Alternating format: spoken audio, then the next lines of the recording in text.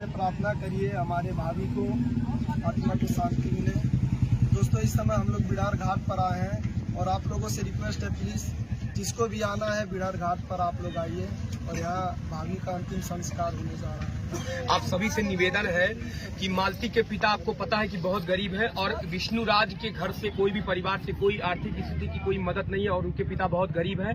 आप लोग जो भी मालती को आखिरी बार एक बार देखना चाहते हैं, मैं आप सभी से निवेदन करना चाहता हूं कि जो जिनकी मदद हो पाए उनके पिता की आर्थिक स्थिति की मदद करें, क्योंकि उनको अभी फिलहाल के लिए बहुत ज्यादा जरूरत है आप सबकी। जो भी 150, 101, जो 500 जो भी आप सब दे सके, आप लोगों को एक नंबर अभी मैं दे रहा हूं गूगल पे, और अपना नाम जब मेंशन करिएगा तो उसमें लिख दीजिएगा बिग फैन मालती चौहान। क्या लिखेंगे आप लोग?